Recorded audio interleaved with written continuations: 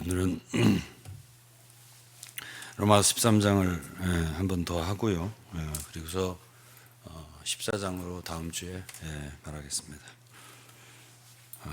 제목은 오늘은 밤이 깊고 낮이 가까웠으니. 로마 13장 본문은 12절 말씀에 밤이 깊고 낮이 가까웠으니 그러므로 우리가 어둠의 일을 벗고 빛의 값을 입자입니다. 5가지를 통해서 볼 것인데, 하나님은 가장 싫어하시는 것이 어둠이에요. 하나님 창조를 하실 때도 학자들은 2가지 학설을 보지만은 어쨌든 원창조, 하나님 창조하기 전의 상태, 혼돈과 공허 그리고 흑암이라고 했습니다. 그래서 흑암이라고 하는 것은 어둠, 흑암이라고 하는 건 뭐와 관계가 있냐면 죄와 관계가 있어요. 인간은 그 흑암이 무엇으로 나타나냐면 죄로 나타나는 거예요. 그래서 이제 창세기 1장 2절에 보면 그 땅의 상태가 혼돈하고 공허가 있고, 어지럽다는 얘기, 혼돈이라고 하는 것은 공허하다 또는 흑암이 가득했고, 온 땅이 지구가 물로 가득했다 이렇게 되어 있습니다. 그런 상태에서 하나님께서 창조를 처음 하신 것이 빛이잖아요. 하나님은 빛의 하나님이에요. 사탄은 그 세력을 어둠으로 세력을 떨치고 있습니다. 이제 그런 상태에서 하나님이 빛이 있으라 하면서 빛을 지으셨어요. 그러니까 하나님이 이렇게 흑암이 깊다 그러면은 이게 역사할 시점이에요. 그러니까 밤이 깊다면 이제 낮이 가까운, 새벽이 가까운 것이 말하자면, 그러면 우리 믿는 사람들은 먼저, 이 세상 모든 사람들은 다 흑암에 잠겨 있지만은 먼저 빛으로 나가서 어둠을 벗고 빛의 자녀처럼 행동을 해야 한다라고 성경이 가르치고 있어요. 그다음에 이제 2번째는 이제 노아의 홍수를 가지고 얘기할 텐데, 인간이 이제 창조된 다음에 인간은 사탄에게 속임을 당해서 참 죄를 받아들였잖아요. 그러다 보니까는 노아의 시대에 와서 어떻게 되냐면은 온 세상이 죄로 가득했습니다. 창세기 6장 5절이면 여호와께서 사람의 죄악이 세상에 관영함과 그 마음에 생각하는 모든 계획이 항상 악할 뿐임을 보시고, 이렇게 말씀하셨어요. 땅 위에 사람 지으시면 한탄하사 마음에 근심하시고 가라사 나의 창조한 사람을 내가 지면에서 쓸어버리되 사람으로부터 육축과 기능과 공중의 새까지 그리하리니 내가 그것을 지었음을 한탄합니다. 그러나 노아는 여호와께 은혜를 입었더라 그랬습니다. 그저 한 사람뿐이에요. 나머지 모든 인간들은 다 죄악으로 가득했다. 11절에 보면 6장 11절에요. 때에 온 땅이 하나님 앞에 폐교하여 강포가 땅에 충만한지라. 12절에 하나님 보신즉 땅이 폐교하였으니 이는 땅에서 모든 혈육 있는 자의 행위가 폐교하였습니다. 그러니까는 인간이, 지으신 인간이 이 세상에서 빛이 노릇을 하는 게 아니라 죄로 가득하고 강포가 가득하고 이렇게 되었을 때, 그럼 하나님이 역사를 시작하시는 건데 이제 멸망이에요. 이거는 하나님의 멸망입니다. 물로 멸망을 하는 거죠. 마태복음 24장 37절에 주님이 재림 때를 어떻게 표현하냐면 노아의 때와 같다. 그러면서 홍수 전에 노아가 방주에 들어가던 날까지 사람들이 먹고 마시고 장가들고 시집가고 홍수가 나서 그들을 다 멸하기까지 깨닫지 못하였으니 인자의 임함도 그러하리라. 그저 먹고 마시는 거, 장가가고 시집가는 거, 이제 이런 거에만 관심하고 하나님께는 관심이 없었다는 거죠. 그래서 이제 하나님께서 세상을 물로 심판하기로 작정하시고 40일 동안 온 땅에 비를 내렸습니다. 하루만 계속 소나기를 쏟으면은 이틀만 오면은 아주 난리가 납니다. 그런데 40일간이니까 한번 생각을 해보세요. 아주 하늘이 아주 열렸다고 했어요. 예? 그래가지고 물이 쏟아지게 40일간 하니까는 하여간 홍수가 온 산을 덮을 뿐 아니라 물이 창이란 것이 150일간 모든 뭐 코로 기식하는 모든 생물은 다 죽었다. 방주에 있는 거 빼고는. 그것이 바로 이제 노아의 홍수입니다. 그럼 이제 세 번째는 이제 다시 이제 노아의 자손들이 퍼졌어요. 그래가지고 이제 이스라엘이 형성이 됐잖아요. 하나님께서 갈대아우르에서 아브라함을 불러가지고 아브라함이 이삭을 낳고 이삭이 야곱을 낳고 야곱이 열두 말하자면 지파가 되게 했잖아요. 그래서 이스라엘이 형성이 됐습니다. 그들이 이제 애굽에서 종로를 타다가 홍해를 건너서 광야로 오고 그다음 요단을 건너서 가나안에 가서 왕국을 이뤘잖아요. 근데 왕국이 되기 전에 사사 시대가 있는데 한 350년, 400년 그 정도 됩니다. 사사의 인수는 13명. 온니엘이라는 사수부터 마지막 사사는 삼손입니다. 사사 시대를 사사기를 읽어보면 1장부터 21장까지인데 어떻게 보면 이제 이스라엘의 가장 참 타락하고 죄악이 많은 시대예요. 그래서 이제 사사들이 있을 때 그중에 이제 유명한 사사들이 좀 있죠. 드보라라든가 뭐 바락이라든가 아니면 가운데 기드온이라든가 이런 참 훌륭한 사사들이 있었어요. 그러다가 이제 백성들이 이스라엘 죄를 지면 하나님이 그들을 이방 나라에다 팔고 거기서 노예 노릇하고 너무 고통스러운 하나님께 탄원하고 회개하고 그 하나님께 구원자를 이렇게 한다는 게 사사예요. 가면 구원하고 이제 미디안에서 구원하고 블레셋에서 구원하고 이렇게 해서 이스라엘을 이제 이렇게 건지는 그리고 다스리는 사람을 그때 당시에 사사라고 그랬어요. 재판관이라는 뜻이에요. 사사라는 젖주 이렇게. 그런데 이제 마지막 사사 이름이 삼손이잖아요. 삼손은 이제 뭐 도덕적으로 매우 타락해 있고 여자를 좋아하고 뭐 이런 식으로 우리가 알려져 있지만 이제 그 깊이 읽어보면 삼손 시대는 그야말로 하나님 편에 서서 이스라엘을 구원하고 그렇게 할 수 있는 마음을 가진 사람이 없었던 거예요. 삼손 외에는 없었던 거예요. 그러니까 기드온 때만 해도 뭐 오라니까 전쟁하자 하니까 3만 2천 명이 몰려오고 그랬잖아요. 안 와요, 이제. 안 오고 다 이제 블레셋에 치하에 있었잖아요. 블레셋 사람들에게 그냥 물들었어요. 그냥 물들었고 그냥 여기서 이렇게 살 테니까 더 이상 뭐 블레셋하고 싸울 생각하지 마라. 그래서 삼손이 막 그렇게 공격을 하고 그러니까는 삼손 오히려 잡아다 주는 거예요. 누구한테? 블레셋한테. 유대 동족이 잡아다 주는 거예요. 속썩이지 말라고. 그냥 우리 그냥 편안하게 살 테니까. 그러니까 그러한 압제하에 블레셋의 노예 아래 그렇게 사는 것이 아주 그냥 이렇게 아주 적응이 되어버린 그런 상태가 삼손 시대고 그렇기 때문에 삼손은 그 결혼도 블레셋 여자하고 이제 시켜달라 부모님 조르고 그러는데 그런 모든 것이 다 성경을 읽어보면 하나님의 뜻이 있는 거예요. 이 삼손의 마음속에 왜 그렇게 해야 그들을 공격할 수 있는 어떤 계기를 방도를 만들기 때문에 그런 거예요. 그래서 그들이 이제 잘못을 삼손에게 하게 하고 그럼 삼손은 보복하기 위해서 그들을 치고 이런 일을 계속했던 거예요.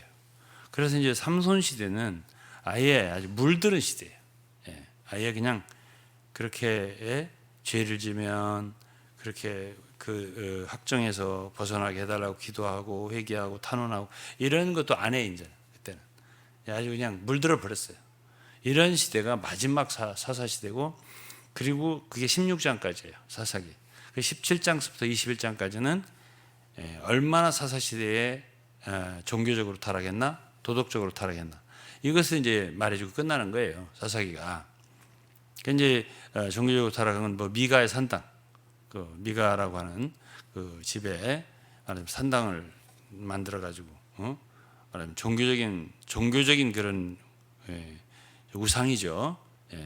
그래갖고 그 이야기는 얘기하면 긴데 어쨌든 간에 한 집에서 그 저기 뭐야 예배당을 만든 거예요. 쉽게 말하면. 그래갖고 거기서 이제 자기 어머니가 만들어준 거잖아요. 어머니가 돈 좀 들여가지고 자기 아들 그저 밥벌이해서 먹고 살게 이렇게 말하자면 만들어준 거죠. 그랬는데 참 나중에는 이제 어떻게 돼가지고 그 한 지파의 한 지파의 하나의 우상을 섬기는 그런 중심으로 발전하게 되죠. 이제 그러한 말하자면 하나님이 정하신 그러한 언약궤라든가 그래도 있을 거 아니에요. 실로의 장막이라든가 이런 게 있을 텐데 그게 아니라 자기 나름대로 만들어 놓은 하나의 산당, 미가의 산당이에요. 자기 나름대로 만든 하나의 종교의 하나의 중심지, 이렇게 여기저기 만든 걸 이제 산당이라고 해서 열왕기 상이라든가 보면은 산당이 많이 있었고 그런 산당들을 하나님께서 매우 싫어하시고 그 산당을 많이 회파한 왕들을 잘했다고 이제 칭찬하시는 그런 게 나오는데 그러한 시초가 사사기에 있는 거예요. 거기서 이제 오늘날은 어떠냐? 오늘날은 산당들이 많냐? 없냐? 할 때 종교개혁 이후에 수없는 미가의 산당 같은 소위 말하자면 교회들이 생겨난 거죠. 내 집 하나면 나도 교회 하나 차리고 내 집 하나면 너도 하나 교회 차리고 그러니까 이제 우리가 이렇게 쭉 이 부천에서도 이렇게 좀 저 송내에서 쭉 걸어오다 보면은 뒷길로 그냥 한 블럭에 하나씩 있어요. 교회가 이렇게 많이 있는지 예지간하면 서너 개가 합해서 하나로 모여도 좋으련만 그렇게 하나씩 해놓고 있어요. 그러면 그런 것이 있어야 이제 당시에 미가의 산당이 종교적인 그런 타락을 그려놓는 거예요. 그것이. 그다음에 이제 뒤에는 레위의 그 레위 지파면 하나님을 섬기는 지파잖아요. 그 부인이 간음을 행했고 그래가지고 자기 참 처가죠. 그러니까 자기 원래 집으로 도망갔는데 그걸 데리러 가서 이렇게 데려오는 과정 한 4, 5일을 그 장인이 붙잡는 바람에 있다가 붙들고서 오다가 기분 그쪽에 오다가 거기서 막 내놓으라고 새로 온 사람을 그래갖고 이제 그 레위 사람이 자기 부인을 내줘 가지고 밤새도록 거기서 이제 당하고 죽어버렸잖아요. 그래갖고 이제 집에 시체를 데리고 와가지고 12토막을 내가지고 12지파에다가 다 이런 일이 발생했다. 그래갖고 이스라엘 사람들이 40만이 일어나가지고 누구야? 베냐민 지파의 그 기브온이 거기를 다 전멸시켜 버렸어요. 600명만 도망가서 어떤 림몬인가 바위 거기에서 이제 살아남아 있는데 나중에 이제 이스라엘 백성들이 깨어나가지고 정신이 깨어나고 나면 한 지파가 이지러졌다, 없어졌다 해서 그들을 어떻게 부인을 얻어준 얘기가 있고 이래서 이제 말하자면 베냐민 지파가 이제 재생하게 되는 이런 이야기가 사사기의 마지막이에요. 그게. 그러니까 얼마나 종교적으로 타락했나, 얼마나 도덕적으로 부패했나 이것을 이제 사사기가 말을 해줘요. 그러면서 이제 거기에 가끔 한마디씩 나오는 게 이스라엘에 왕이 없으므로 모든 사람들이 자기의 소견대로 자기 보기 좋은 대로 행하였더라. 이 말이 군데군데 있는 게 말하자면 사사기 말씀이에요.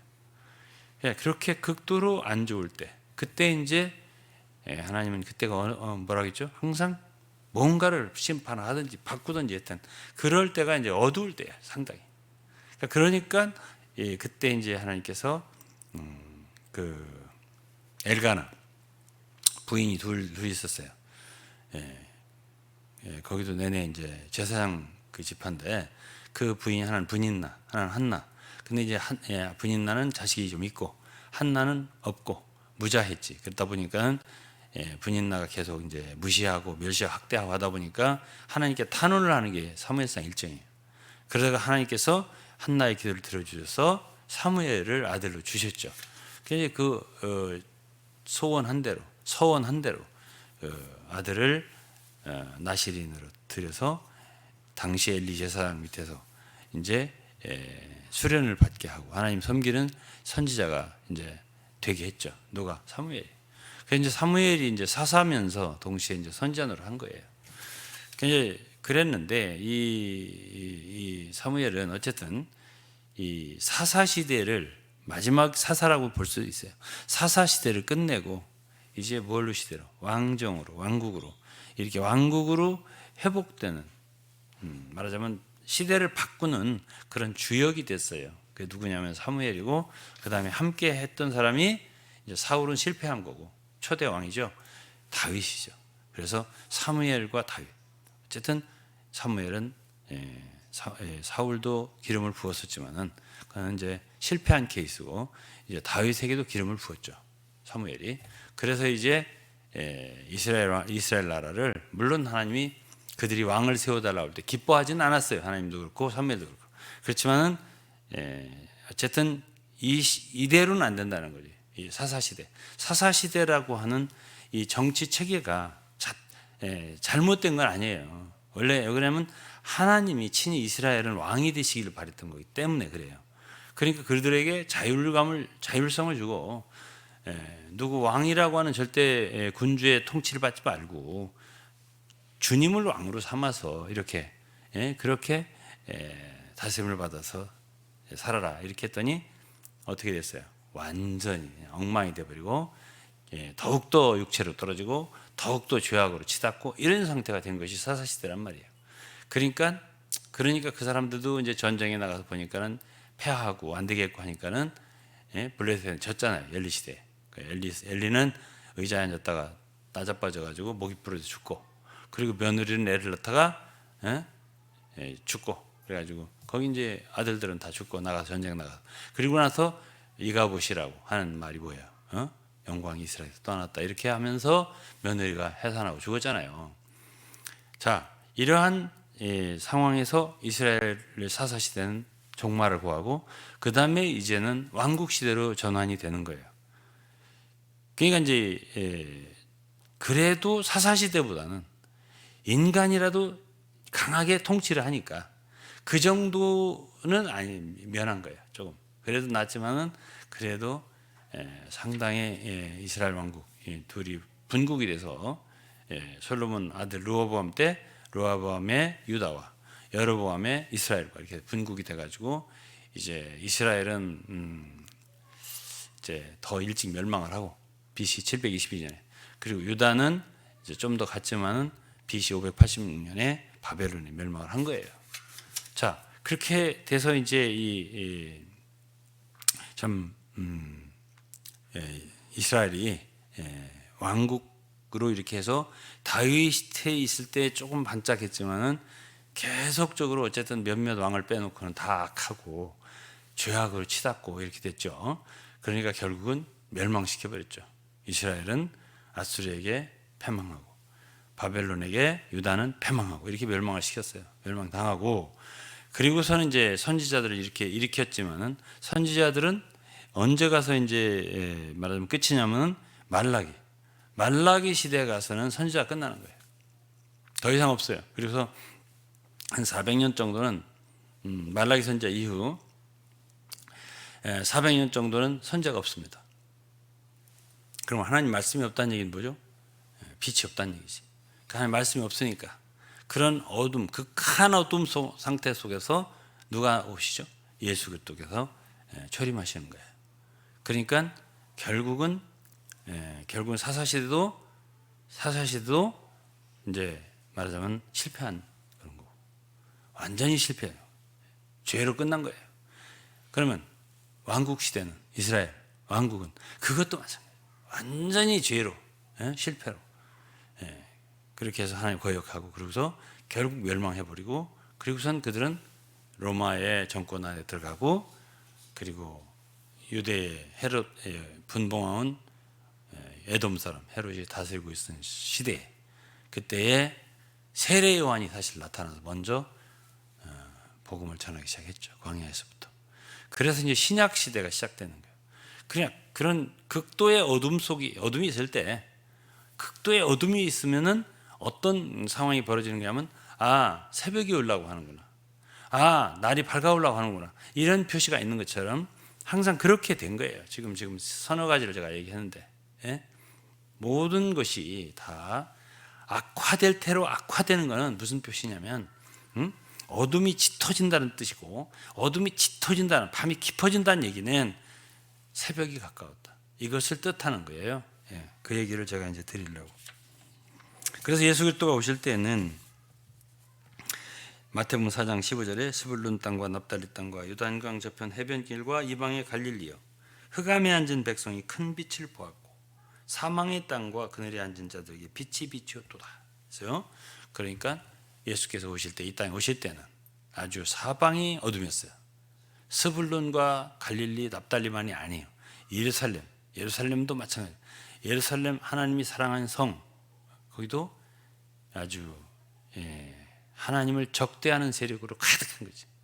그러니까 예수 그리스도가 태어났다 그러니까 동방박사 찾아서 예루살렘에서, 그러니까 왕이라니까 예루살렘에 출생하셨을까 하고 헤로드한테 가니까는 그게 누군지 나도 알려달라고, 나도 경배한다고 이렇게 속 거짓말하고 안 알려주고 그냥 돌아가니까 그 시대에 태어난 2살부터 어린아이를 다 죽였잖아요. 그러니까 당시에 그 어둠이라고 하는 것은 그리스도께서 오실 때 이루 말할 수 없는 그런 상태에 있었어요. 그래서 그런 상태에서 예수 그리스도께서 오셨다는 거지.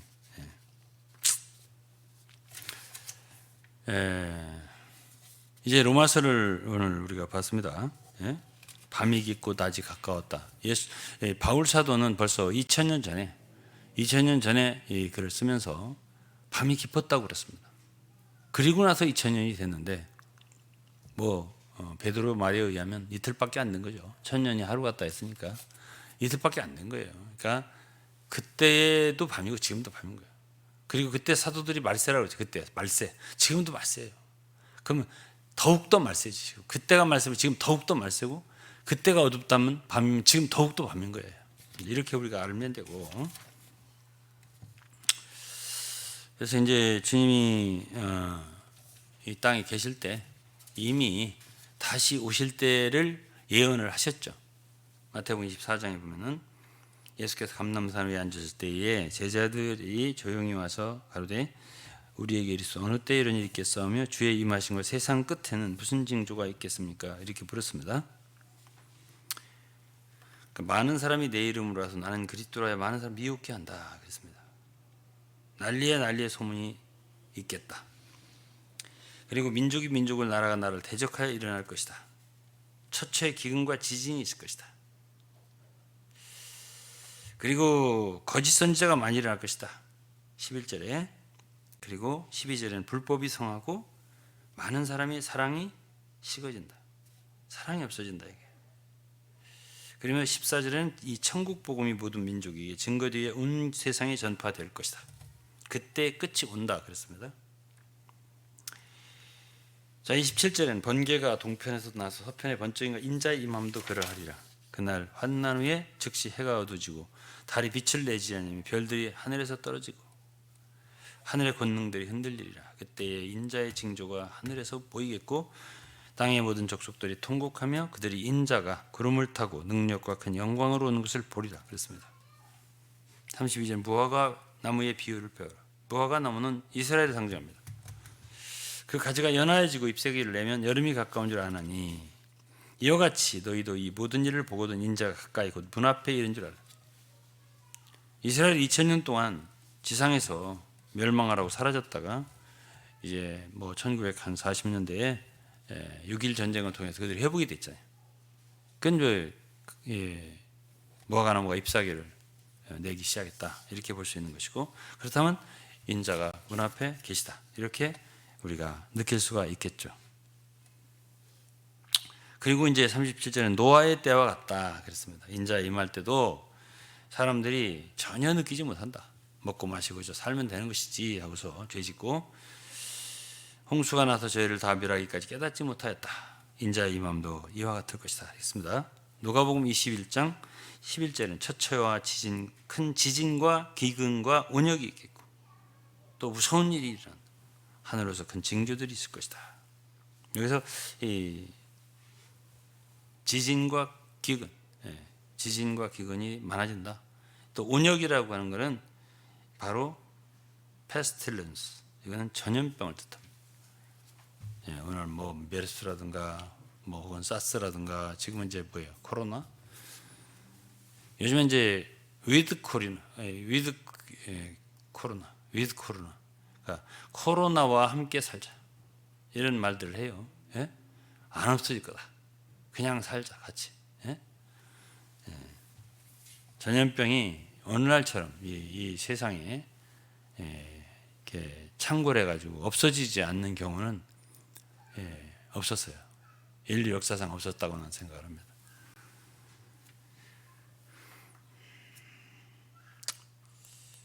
다음에 이제 무서운 일들이 일어난다. 영어로 fearful event라는 말인데요. 오늘 아프가니스탄 같은 경우는 탈레반, 뭐 IS 이런 사람들은 그냥 막 다 목자를 죽이고 총 쏴서 죽이는데 무슨 뭐 사람을 닭 잡듯이 뭐 돼지 잡듯이 해요. 그보다 더 처참하게 죽여요. 그런 것들을 보면 무서운 일들이 일어난다. 이런 일이 일찍이 없었어요. 그리고 도덕성도 너무나 지금 떨어졌습니다. 많이 떨어졌어요. 우리나라만 보더라도 저희 어릴 때하고 지금 많이 다릅니다. 그래도 우리나라 저희 어릴 때는 뭐 부정선거다 뭐다 해서 뭐 3.15 부정선거다 뭐 해다 막 학생들 일어나는데 지금은 안 일어납니다. 지금은 안 일어나요. 지금은 도덕성에 대한 그런 불감증이 거의 걸려서요. 다 그런데 뭘? 별 수 없어. 바꿔봐도 별 수 없어. 그래서 지금은 안 일어납니다.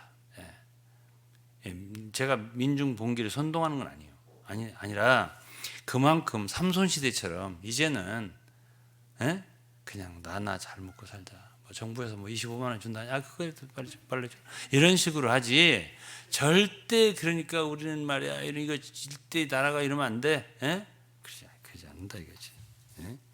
지금도 난 뭐 울산시장 무슨 부정선거 개입이 뭔지 무슨 드루킹이 뭔지 난 몰라도 이런 게 만일 우리 젊었을 때 있었다면 학생들 가만 안 있습니다. 체류탄 맞으면 나가는데 지금은 안 나가요. 소용없습니다. 소용없어요. 그게 뭐 한국만 그렇습니까? 저는 아니라고 생각해요. 미국도요. 저는 뭐 트럼프 대통령 때 뭐 하는 걸 보고 뭐 다음에 바이든 대통령이 돼갖고 뭐 그냥 정권 이양하고 보니까 뭐 한국보다 뭐 더하면 더이지 덜하지 않고 거기도 막 쫙 나눠져가지고 우리나라 좌우로 된다면 공화당 민주당 세력이 보통이 아니에요. 그게 다음에 선거 때도 어떻게 될지 몰라요. 또 나올 수도 있어요. 이제 이런 여러 가지 상황을 보면은 보통 복잡한 게 아니에요. 중국은 어떻습니까? 중국도 과거에는요. 뭐 등소평이다 누구다 뭐 장점인이다 뭐 하면은 그냥 다 이렇게 하더니 지금은 아주 황제가 돼버리는 것 같아요. 이 사람 뭐 요지부동이에요. 그냥 계속 죽을 때까지 할 것 같아요. 제가 볼 때는 저 러시아 푸틴도 똑같아요. 이 사람들이 이 뭐 내려놓을 생각이 전혀 없고 그리고서 그냥 다 먹어 주의. 홍콩도 먹고 뭐 대만도 꼼짝 마라 이리 와라 이렇게 계속 한단 말이에요. 그러면은 이것이 지금 북한은 뭐 얘기할 것도 없어요. 북한 같은 데는 얘기할 것도 없어요. 그리고 아프간 같은 사태가 해결이 안 되잖아요. 그러고서 그냥 사람 쏴 죽이고 말이죠. 보통 잔인하지 않아요. 여성들은 말이죠. 사람도 아니에요. 아프가니스탄 같은 데. 그렇게 되는 그런 이런 세계의 정세를 보면요. 이게 말이죠. 이게 정상입니까? 이게 좋아지고 있는 거예요, 지금? 안 좋아져요. 안 좋아지고 있는 거예요.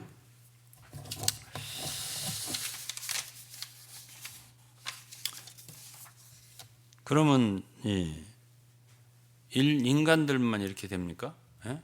저는 뭐 요즘에 공정과 상식이 뭐 통하지 않는 세계 막 이렇게 하는 사람도 있고 그런데 예? 저는 텔레비를 잘 안 봅니다. 왜냐하면 보면 짜증나니까. 이게 무슨 정상적인 또 사고를 갖고 있는 사람들이 아니에요. 서로 저 편 나눠가지고 무슨 고등학교 때 우리 보면은 이 서클들이 있어가지고 깡패들 막 싸우는 것처럼 그런 거 비슷하기도 하고 뭐 하는 건지 모르겠어요. 제가 솔직하게 말하면. 예? 그리고 다 잘 배우고 똑똑하고 말이죠. 뭐 고시도 패스하고 뭐 하여튼 훌륭하게 공부한 사람들이 갔다 와가지고 미국도 가서 유학도 하고 한 사람들이 다 그러고 있어요. 다. 그 누구 말 들어볼 것도 없어요. 대답을 들어볼 것도 없어요. 다 그 말이 그 말이에요. 그 말 하겠지 그 말이에요. 저 말 하겠지 저 말이에요. 그 뭐하러 테레비 봐요. 나 안 봐요. 뭐 나오면 딱 돌려버려요. 예? 자, 그러면 이것이 그래도 10년 전에는 그래도 그러지는 않았어요. 20년 전에는 그러지는 않았어요. 예? 지금은요, 봐줄 수가 없어요. 솔직히 말해서. 그러면 이게 더 악화되는 거지. 이게 지금 악화되는 것입니다. 이게 좋아지는 거 없어요. 예? 그럼 이게 뭐죠? 어두워지는 거죠.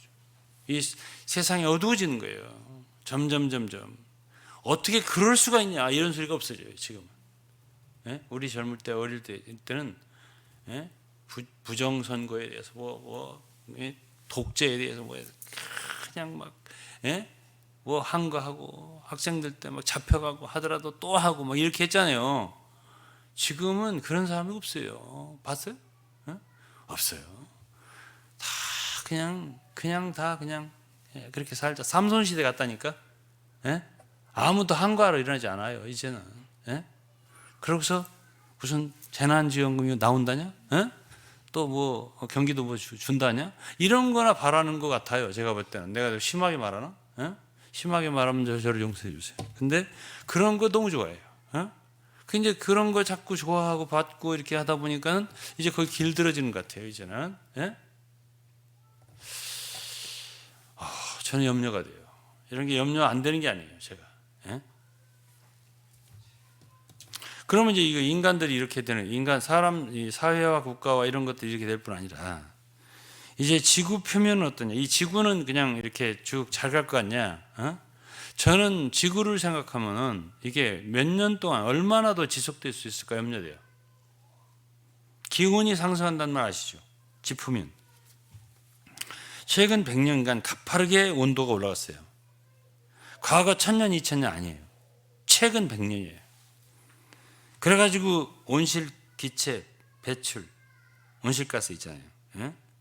그러면 산업이 발달하면서 석유, 석탄, 화석 연료 이런 사용이 증가하다 보니까 또 농업 생산량을 높이려고 산을 개간을 해가지고 이제 그거 저도 개간을 많이 했는데 가만히 생각하니까 그것이 좋은 일 아니더라고. 나무 뽑고 막 캐고 이렇게 뿌리 뽑고 이렇게 해가지고 이제 밭을 만들어서 먹고 살려고 했는데 한 3,000명을 제가 했다고. 초등학교, 중학교 1학년 때 학교 안 다니면서.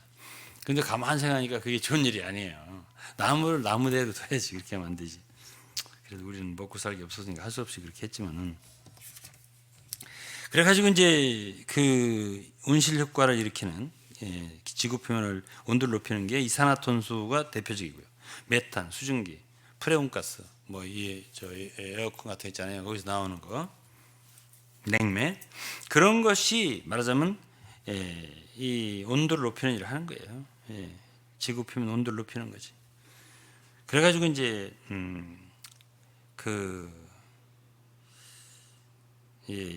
공기 중에 대기 중에 이산화탄소를 제거하고 산소를 공급해주는 그런 이 산림들 많은 산림들이 다 파괴되고 있는 거죠. 예? 그러니까 산소가 자꾸만 이제 희소해지는 거예요. 그러면서 기온이 상승하니까 빙하가 녹으면서 해수면이 상승해서 이제 섬이나 해안에 가까운 도시들이 이제 물에 잠기게 될 우려가 지금 커지고요. 북극곰이라든지 펭귄이라든지 이런 생물들이 멸종될 수도 있고요. 자연 재해, 그래 기상이변이 많아지니까 우리나라도 지금 그 아열대 그런, 제가 이제 말레이시아 같은 데 가 있잖아요. 옛날에 가보면 멀쩡한 낮에요 하는데 갑자기 막 저기 천둥 치면서 이 소나기가 쏟아지거든요. 깜짝 놀라요 우리가. 말레이시아 같은 데 있을 때 그런 체험을 많이 했어요. 그런데 그런 식으로 이 우리나라의 온도가 많이 바뀌고, 이제 우리나라에 사면 바다가 있는데 거기에 이제 고기들이, 바닷고기들이 종류가 많이 바뀌고 있단 말이에요 지금. 그래서 이제 1850년에서 1900년까지 1850년에서 1900년까지 한 50년 정도에 50년 만에 온도가 1.1도가 올라간 거예요. 그래서 1.5도가 임계점으로 보고 있는 거죠 학자들이. 0.4도 남은 거예요. 0.4도만 더 올라가면 1.5도가 되는 거예요. 이제 올라가면, 그러면은 이 지구는 진짜 문제가 심각하다, 이렇게 지금 생각을 학자들이 하고 있어요. 그래서 이제 이 육지 온난화라고 하는 이 지구의 온난화 문제는 우리가 상상하는 것보다 더 심각하다, 이렇게 알아야 되고, 그다음에 이제 이 바다의 오염, 이 바다 물질의 오염도는 상당히 심각해요. 80%가 육상에서부터 바다로 유입되는 것들이 바닷물을 오염시키고 있다고요 지금. 그래서 이제 이것이 옛날 우리가 이제 뭐 조선시대라든가 고려시대나 이런 때는 문제가 거의 없었어요. 이제 이것이 산업이 발달되다 보니까 이제 그 말하자면 공장이나 생활 우수나 뭐 이런 데서 나오는 그런 폐수들이 다 어디로 가겠어요? 바다로 가죠. 또 농약이나 비료나 이런 거 어디로 가겠어요? 다 바다로 가죠. 그리고서 뭐 자동차가 이렇게 많잖아요. 배기통 소각장에서 나오는 다이옥신, 뭐 납 같은 독성 물질들이 다 강물을 통해서 어디로 가? 바다로 간단 말이에요. 그래 바다에서 발생하는 오염이 지금 아주 심각한 지경에 이르고요. 또 방사능, 후쿠시마 같은 방사능 있잖아요. 그런 것이 이제 막 바닷속으로 다 들어가는 거예요 지금. 그리고 대형 유조선이 충돌을 해가지고 거기서 이제 그게 어디로 가요? 바닷속에 그냥 있는 거지. 그리고서 이제 이 어민들이, 어부들이 좀 많습니까? 중국 어부들 한번 보세요. 고기 잡으러 우리나라 쳐들어가고 계속 잡아갖고 총 빵빵 쏴도 안 가고 계속 하는데, 그래가지고 그런 사람들이 각종 폐기물을 막 버리고, 그게 이제 바다에 다 오염 물질이 되는 거지. 그래서 이 문제가 엄청 심각하고요. 이 그 플라스틱 제품들 있잖아요. 대부분 다 바다로 들어가서 아예 섬이 이루어질 정도로 바다에 플라스틱 모여가지고 뭉쳐가지고 섬. 그러고 이제 고기들이 그거 먹는 거예요. 몰고. 그래가지고 뱃속에 그런 게 들어가고 죽기도 하고 거북이들이 많이 죽는다고 하더군요. 그렇게 되는 것이 현재 이 상태예요. 그래서 이제 이러한 뭐 플라스틱 이런 것들이 그냥 버려지면 바다의 생존은 물론이고 인간에게도 커다란 위험이 미친다. 해로운 물질로 남아있게 되고, 그런 플라스틱 쓰레기를 처리는 아주 문제 중에 문제로 지금 인류에게 남아있어요. 쓰레기 마찬가지로. 공장이나 건설 현장에서 버려진 쓰레기들 말이죠. 저는 항상 토요일에 아파트에 이제 쓰레기를 버리잖아요. 산더미처럼 항상 쌓여요. 도대체 이걸 어떻게 할까? 이게 우리 아파트만 버리는 것도 이렇게 산더미인데, 이걸 일주일마다 버리는데 이게 다 어디로 가지? 그러면은 그 쓰레기 매립장에서 쓰레기 썩을 때 나는 메탄가스 그 냄새가 아주 심해서요. 숨쉬기가 곤란해. 그 근방에 지나가려면은. 자, 그러면 이게 지금 한없이 나오는 산업 쓰레기, 가정용 쓰레기들이 계속 나오는데, 음식점 쓰레기들, 이런 것들이 지구에 다 퇴적물로 부패물로 지금 쌓여서 썩어가고 공중의 냄새로 바다로 오염물질로 이렇게 되고 있어요. 이것이 지금 얼마나, 그럼 이 지구가 몸살을 하고 있어 지금 이것 때문에. 그럼 얼마나 더 버틸 수 있을까? 그 우리 후손들은, 우리 다은이 세대 이런 애들이 자랐을 때 20년, 30년, 40년 후에 과연 이 지구가 지금처럼이나마라도 버틸 수 있을까? 버텨줄까? 이것도 의문이 아닐 수가 없는 거예요. 그러니까 이 모든 걸 생각하면은 다 뭐죠? 믿을 게 없어요. 신뢰할 수 있는 게 없어요. 인간들은 썩어가지, 바다도 썩어가지, 육지도 썩어가지, 다 썩어가는데 결국은 우리가 참, 제가 이게 비관론을 얘기하는 거 아니에요. 이거는 다 팩트예요. 다 사실이고 우리가 그것을 갖다가 그냥 잊고 사는 것뿐이에요.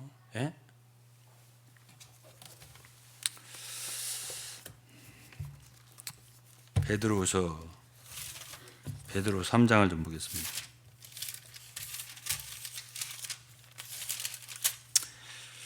베드로서 3장 5절부터 읽겠습니다. 이는 하늘이 예적부터 있는 것과 땅이 물에서 나와 물로 성립한 것도 하나님의 말씀으로 된 것을 저희가 부러 잊으려 함이로다. 이로 말미암아 그때 세상은 물에 넘침으로 멸망하였으되 이제 하늘과 땅은 그 동일한 말씀으로 불살하기 위하여 간수한 바 되어 경건치 아니한 사람들의 심판과 멸망의 날까지 보존하여 둔 것이니라. 저는 생각할 때 하나님께서 노아의 시대는 물로 멸망을 시켰어요. 그렇죠? 물로 멸망을 시켰다고요.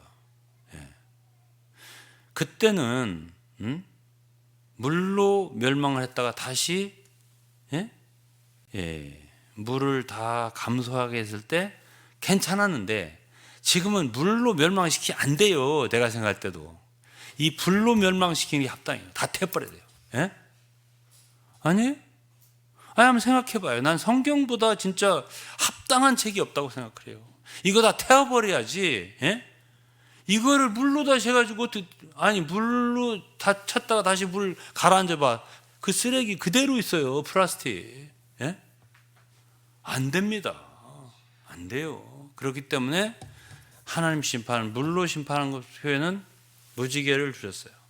다시는 물로 심판하지 않겠다. 그렇지만 물로 심판한다고 영원히 심판하는 게 아니에요.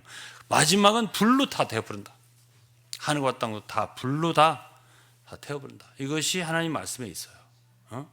그래서 저는 그렇게밖에는 할 수가 없다. 저는 그렇게 생각해요. 그래서 참 성경 말씀 맞다 이렇게 생각합니다.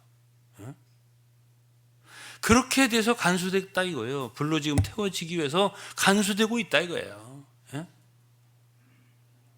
저는 이 성경에 있는 이 말씀을 들으면요, 읽으면 그거밖엔 길이 없다. 저는 그 생각 들어요. 그래서 회개해야 됩니다. 그래서 이제 결국은 10절에 주의 날이 도적같이 오리니 그 날에는 하늘이 큰 소리로 떠나고 체질이 뜨거운 불에 풀어지고 땅과 그 중에 있는 모든 일이 드러난 날이로다. 12절 하나님의 날이 임하기를 간절히 바라보고 사모하라. 그날에 하늘이 불에 타서 풀어지고 체질이 뜨거운 불에 녹아지려니 와 우리는 그의 약속대로 의에 거하는 새하늘 새 땅을 바라보도다. 이제는요, 이제 계시록 21장에 보면 거기는 바다 없어요. 이제 바다가 없다니까. 오염도 될 필요가 없고 이제 새 예루살렘은 생명강만 흘러요. 바다는 없어요. 그리고 거기에 다 먹을 게 있어요. 그리고 그 빛이 있잖아요. 거기는 어둠이 없어요. 밤이 없어요. 빛이 가득한 성이에요. 그 성은. 이제 거기에는 여기 말씀하니 보면은 그의 약속대로 의에 거하는 바. 죄가 없어요. 의만 있게 되는 거라. 이것이 하나님의 결말입니다. 성경에서. 저는 성경처럼 서론과 본론과 결론이 분명한 책이 이 세상에 또 있냐고 난 묻고 싶어요. 사람들에게. 제가 바이블 비를 써서 친구들 나눠줘도 제대로 읽는 사람이 별로 없는 것 같더라고요. 이 성경은요 정말 두려운 책이에요. 그리고 기승전결이 분명한 책이에요. 예? 어떻게 될 거다 다 얘기하고 있잖아요. 처리한다는 거지 다. 예? 처리한다. 그러기 전에 여러분들은 예? 점도 없고 흠도 없이 평강 가운데 나타나도록 힘써라. 그렇게 말했잖아요. 예? 이제는 어둠의 일을 벗고 빛의 갑옷을 입어라. 왜? 밤이 깊고 낮이 가까웠으니까. 예? 이제 하나님의 자녀들부터 이제 빛의 자녀라고 했잖아요. 우리를 모든 빛의 열매는 착함과 의로움과 거룩함이 있다고 했어요. 그러한 열매를 맺으면서 빛의 자녀들처럼 행동을 하고요. 그야말로 우리 삶에서 하나의 질서가 나오고 어둠이 점점 물러가야 되고 그렇게 하나님 자녀들이 나타나게 되기를 하나님께서 원하시고 계십니다. 그리고 마땅히 그렇게 해야 되고요. 이 시대에 정말 어둠이 더 짙어질수록 우리는 더 반대로 참 빛으로 나아가고 참 하나님 말씀으로 나아가고 진리로 나아가고 그리고 성령으로 살고 이렇게 하는 성도들이 되어야만이 참 마지막 시대를 맞이한 우리로서의 마땅한 자세다. 이렇게 말씀을 드리면서 오늘 말씀 마치겠습니다. 기도하겠습니다. 하나님 아버지 감사합니다. 오늘은 참으로 이 밤이 깊었다는 말씀 그리고 낮이 가까웠다는 말씀 우리는 당신의 사랑하는 자들과 함께 나누었습니다. 하나님 저희로 하여금 정신을 차리게 하여 주시고 정말 만물의 마지막에 가까웠다는 걸 알게 하시고 하나님 이 세상의 모든 상황을 바라볼 때 어둠은 깊어지고 있고 밤이 깊어지고 있고 이제는 새벽이 올 때가 되고 주님이 다시 오실 날이 너무나 가까이 왔다고 저희들이 알고 있습니다. 주여 이러할 때 저희들이 마땅한 생활을 이제는 바로 잡혀서 모든 일의 질서를 차지하고 갖고 우리의 참으로 머리를 들고 눈을 들어서 정말 주님의 다시 오심을 준비하는 성도들 되도록 축복해 주옵소서. 예수 그리스도 이름으로 기도했습니다. 아멘. 네, 저하고 찬송가를 하나 부르겠습니다. 복음성가입니다. 299장입니다. 299장 복음성가입니다.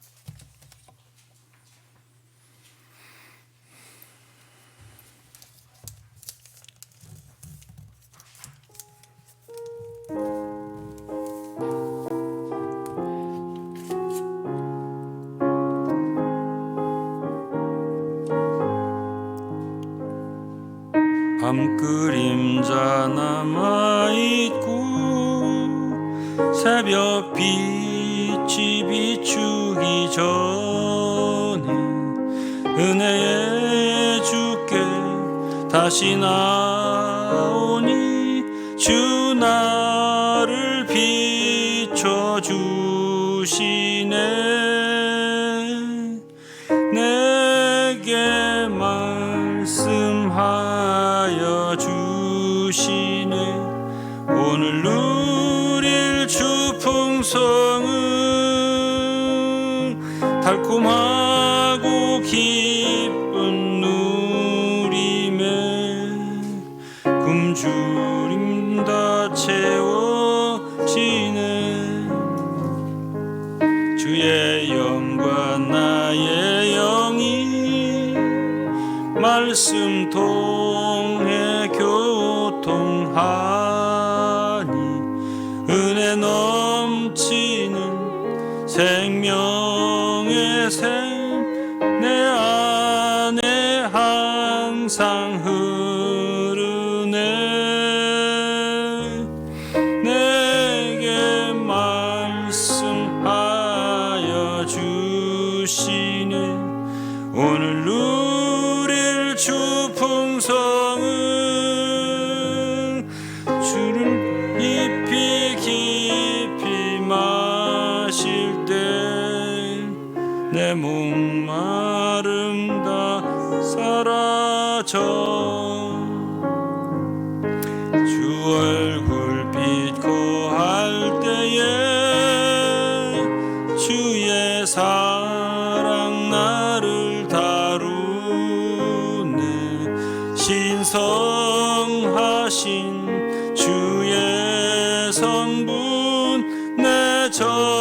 전체 적셔 주시는 내게 말씀하여 주시는 오늘